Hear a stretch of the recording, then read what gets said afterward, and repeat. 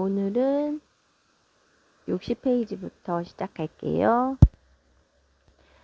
프레임은 욕망이다. 욕망은 프레임의 강력한 원천이다. 욕망이 세상을 보는 눈을 흐리게 만든다는 생각은 새로운 것이 아니다. 이 말을 좀 더 심리학적으로 풀었으면 욕망이 세상을 특정한 방향으로 보게 하는 프레임을 만들어낸다가 된다. 심리학계에서 논란이 됐던 연구 하나는 프레임으로서의 욕망의 힘을 잘 보여준다. 하버드대에서 진행된 이 연구에서 연구자들은 10살 된 아이들 30명에게 여러 가지 동전을 보여주고 동전과 크기가 같은 원을 그려보게 했다.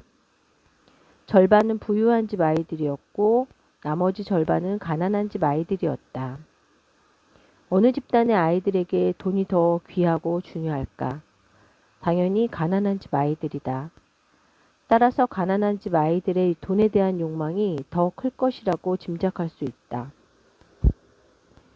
아이들에게 똑같은 동전을 보여주고 그에 해당하는 크기를 그리게 했을 때 어떤 결과가 나왔을까? 여기서 잠깐 짚고 넘어가야 할 점은 사람들은 보통 중요한 것과 큰 것을 동일시한다는 사실이다. 중요한 사람을 거물, 큰 사람이라고 부르고 중요한 이슈를 큰 이슈라고 부르는 것을 보면 수긍이 될 것이다. 그렇다면 가난한 집 아이들에게 돈이 중요하기 때문에 동전의 크기를 실제보다 크게 그릴까? 놀랍게도 답은 그렇다였다.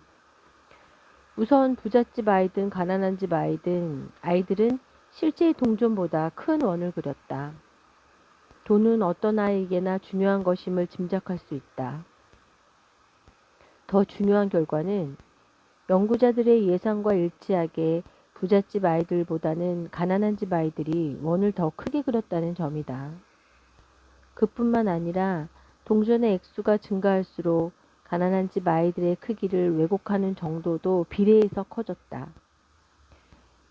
부잣집 아이들에게서는 이런 패턴이 나타나지 않았다.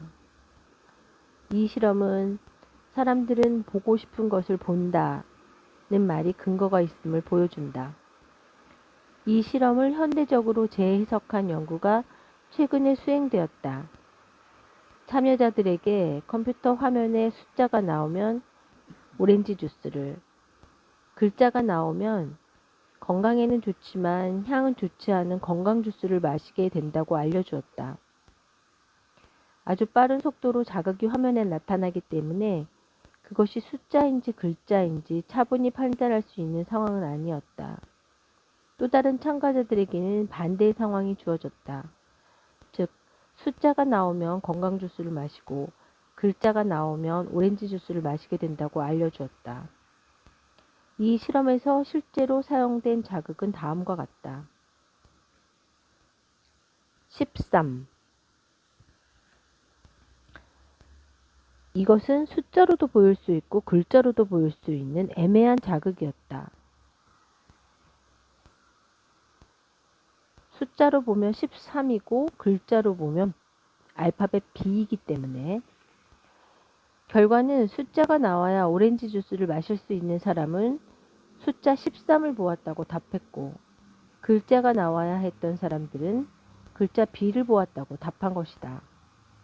응답만 그런 것이 아니라 심층 데이터 분석에 따르면 이들 눈에는 처음부터 그렇게 보였다. 우리 눈에는 보고 싶은 것이 보인다. 욕망은 아주 강력한 프레임이다. 가장 강력한 욕망 중 하나가 식욕이다. 불가피한 이유로 하루나 이틀 금식할 때는 정말이지 하루 온종일 1분 1초가 배고픔의 연속이다. 내시경 검사를 받기 위해 전날 저녁부터 당일 오전까지 금식을 한 적이 있다. 말이 금식이지 내시경 검사를 위해 약을 먹고 화장실을 수시로 들락거려야 하는 아주 불편한 절차였다. 밤새 화장실을 들락거린 나머지 거의 탈진 상태로 소파에 누워 여기저기 TV 채널을 돌려줬다. 그러던 중 재밌는 사실 하나를 발견했다. 우리나라 드라마에는 먹는 장면이 아주 많이 나온다는 점이다.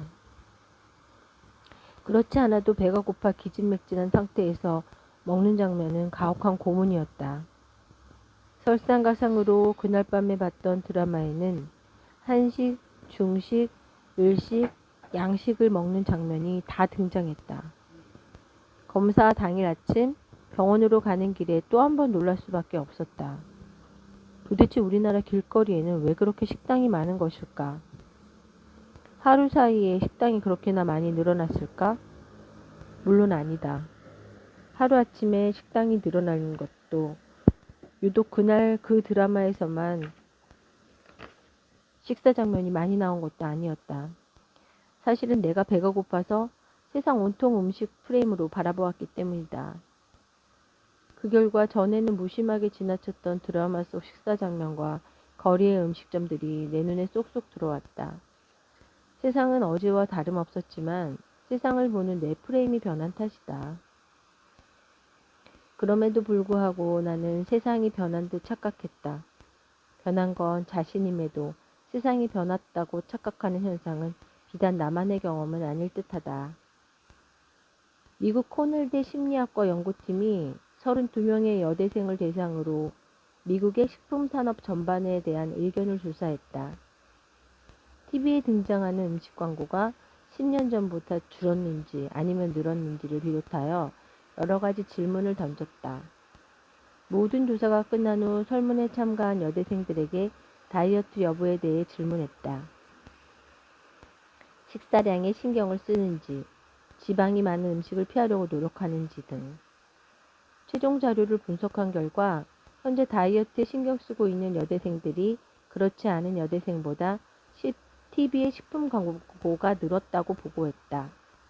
그들이 서로 다른 TV 프로그램을 봤기 때문일까? 이유는 간단하다. 다이어트를 하는 여대생들도 내시경을 준비하던 때의 나와 마찬가지로 음식 프레임으로 세상을 보고 있었기 때문이다.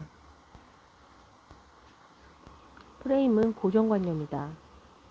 아버지와 아들이 야구 경기를 보러 가기 위해 집을 나섰다. 그런데 아버지가 운전하던 차의 시동이 기차 선로 위에서 갑자기 꺼졌다.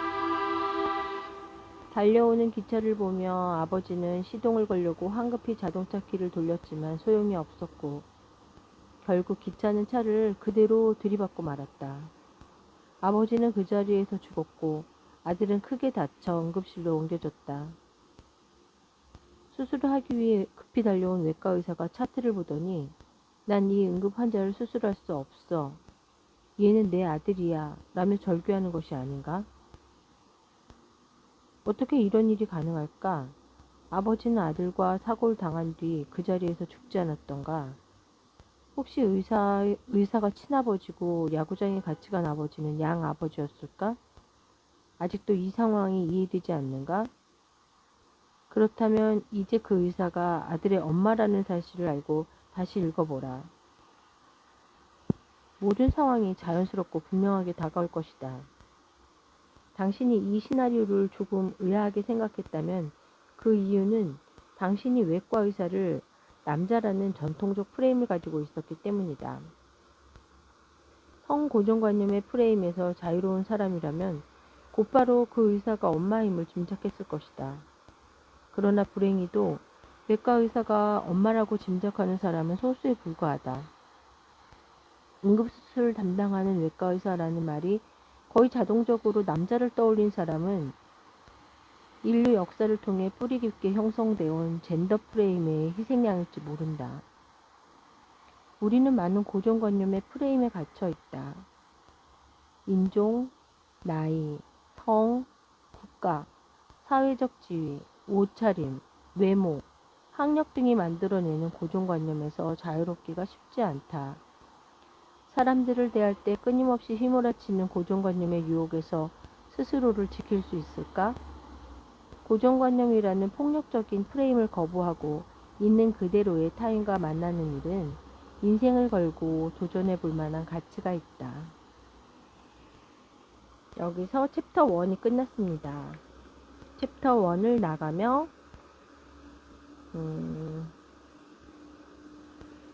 챕터 1을 나가며 프레임은 다양한 형태를 지닌다. 우리의 가정, 전제, 기준, 고정관념, 은유, 단어, 질문, 경험의 순서, 맥락 등이 프레임의 대표적 형태다. 사람들은 흔히 프레임을 마음가짐 정도로만 생각한다. 그래서 좋은 프레임을 갖추기 위해서는 좋은 마음을 가져야겠다고 결심한다. 그러나 프레임은 결심의 대상이라기보다는 설계의 대상이다. 프레임 개선 작업은 나의 언어와 은유, 가정과 전제, 단어와 질문, 경험과 맥락 등을 점검한 후에 더 나은 것으로 설계하고 시공하는 작업을 요한다. 자, 이제 챕터 2 시작하겠습니다.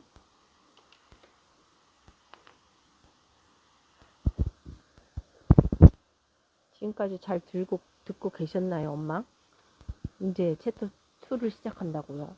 챕터 2의 제목은 나를 바꾸는 프레임. 어떤 기도. 어느 날 세실과 모리스가 예배를 드리러 가는 중이었다. 모리스, 자네는 기도 중에 담배를 피워도 된다고 생각하나? 글쎄, 잘 모르겠는데. 라삐께 한번 여쭤보는 게 어떻겠나? 세실이 라삐에게 가서 물었다. 선생님, 기도 중에 담배를 피워도 되나요? 정색하며 대답하기를. 형제여, 그건 절대 안 되네. 기도는 신과 나누는 엄숙한 대화인데 그럴 순 없지. 세실로부터 라삐의 답을 들은 모리스가 말했다. 그건 자네가 질문을 잘못했기 때문이야. 내가 가서 다시 여쭤보겠네. 이번에는 모리스가 라삐에게 물었다. 선생님, 담배를 피우는 중에는 기도를 하면 안 되나요? 얼굴에 온화한 미소를 지으며 형제여, 기도에는 때와 장소가 필요 없다네. 담배를 피는 중에도 기도는 얼마든지 할 수 있지.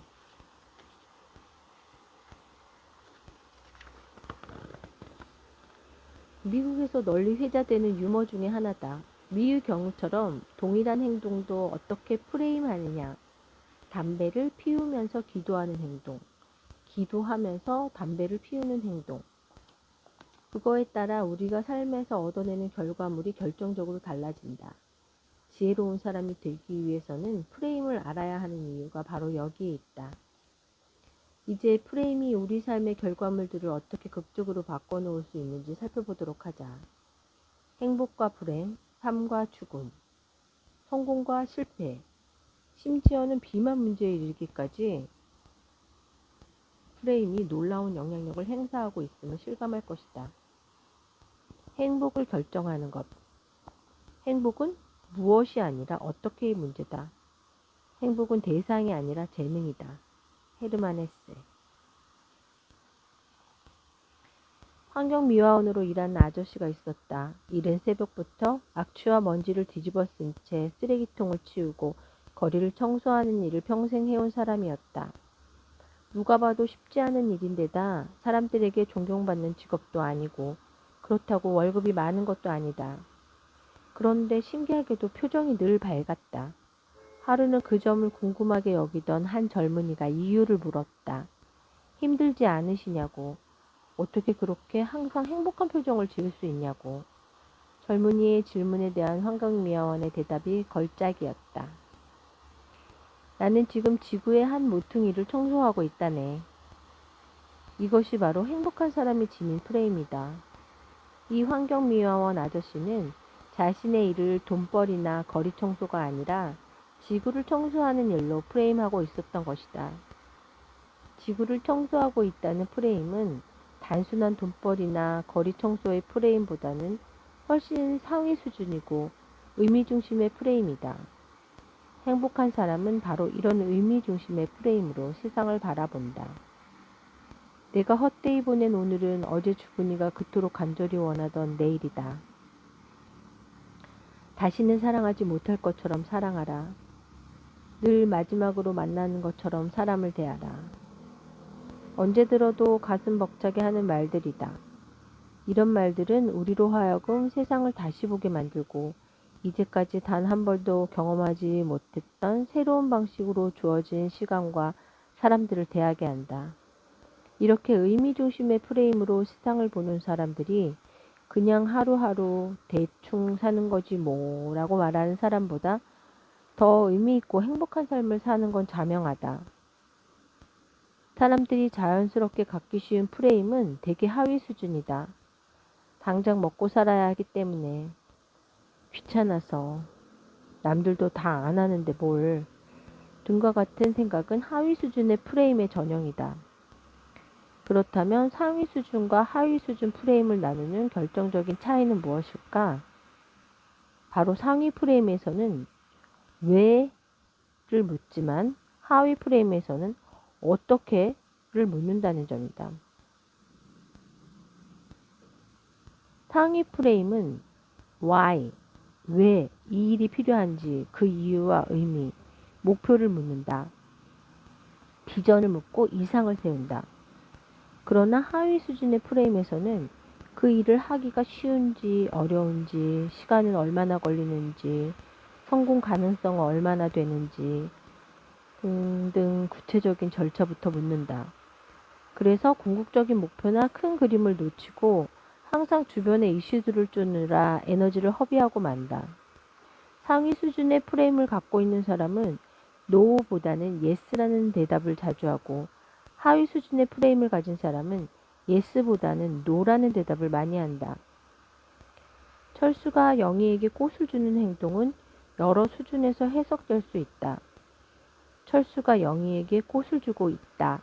꼭 글자 그대로 생각할 수 있지만 철수가 영희를 좋아한다고 조금 더 추상적으로 생각할 수도 있다. 수준을 한 단계 더 높이면 철수는 로맨틱하다고도 생각할 수 있다. 이처럼 우리에게 동일한 사건을 두고 구체적인 수준에서부터 추상적인 수준에 이르기까지 프레임을 선택할 자유가 있다. 어떤 수준의 프레임을 선택하는지는 행복과 의미 추구에 결정적인 영향을 준다. 상위 수준의 프레임이야말로 우리가 죽는 순간까지 견지해야 할 삶의 태도이며 자손에게 물려줘야 할 가장 위대한 유산이다. 자녀들이 의미 중심의 프레임으로 세상을 보도록 한다면 거액의 재산을 남겨주지 않아도 험난한 세상을 거뜬히 이기고도 남을 만큼 훌륭한 유산을 물려주는 것과 다름없다. 삶과 죽음을 결정하는 프레임. 지혜의 핵심은 올바른 질문을 할 줄 아는 것이다. 존 사이먼. 과거 한 공중파에서 방송된 눈을 떠오라는 프로그램은 당시 국민들에게 장기기증의 필요성에 대해 다시금 생각하게 만드는 계기를 마련했다. 여기에서는 그 프로그램에서 제공됐던 안구의 대부분이 미국에서 조달된다는 점에 대한 부끄러움과 아쉬움도 한몫했을 것이다.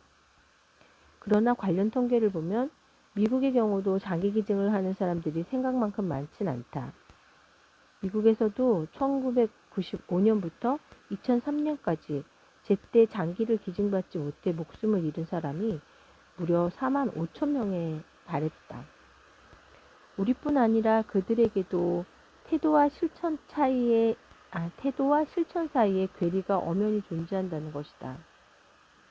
1993년 실시한 미국 갤럽의 조사를 보면 85%의 미국인들이 장기기증 자체에는 동의했지만 실제로 장기기증에 서약한 사람은 28%에 불과했다. 한편 유럽의 국가들을 보면 장기기증과 관련하여 한 가지 흥미로운 점을 발견할 수 있다. 나라마다 장기 이식에 필요한 의료시설이나 경제 수준, 교육 수준, 종교 등의 차이를 감안하더라도 같은 유럽 내에서도 장기기증 비율이 현격한 차이를 보인다는 사실이다. 오스트리아, 벨기에, 프랑스, 헝가리, 폴란드, 포르투갈, 스웨덴의 장기기증 비율은 덴마크, 네덜란드, 영국, 독일과 비교하면 월등히 높다. 장기기증 서약률에서 이 두 그룹의 국가들 사이에 거의 60% 이상의 차이가 난다. 여러 상황을 감안해도 이 정도 차이는 미스터리가 아닐 수 없다. 무엇이 이런 차이를 만들어냈을까? 해답은 의외로 단순한 곳에서 발견되었다. 장기기증 비율이 높은 국가에서는 정책적으로 모든 국민이 자동적으로 장기기증자가 된다. 본인이 원하는 경우에 한해 장기기증을 원치 않는다는 절차를 밟으면 기증을 하지 않아도 된다. 그러나 기증 비율이 낮은 나라에서는 본인이 원할 때만 절차를 거쳐 장기 기증자가 된다.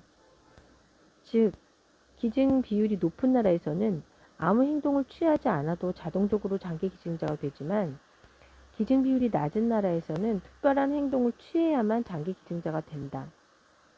똑같은 선택을 놓고 프레임만 바꾼 것이다. 한쪽에서는 장기 기증자가 되기 위한 선택으로 프레임을 뒀고 다른 쪽에서는 장기 기증자가 되지 않기 위한 선택으로 프레임한 것이다. 이 두 가지 정책을 각각 탈퇴하기와 가입하기라고 한다. 만약 어떤 사람이 장기 기증에 대한 강렬한 소명의식을 갖고 있다면 선택의 문제가 어떻게 프레임되어 있든 상관없이 장기 기증을 할 것이라고 생각할 수도 있다. 같은 원리로 장기 기증에 거부감을 갖고 있는 사람이라면 프레임에 상관없이 장기 기증을 하지 않을 것이라고 가정할 수 있다.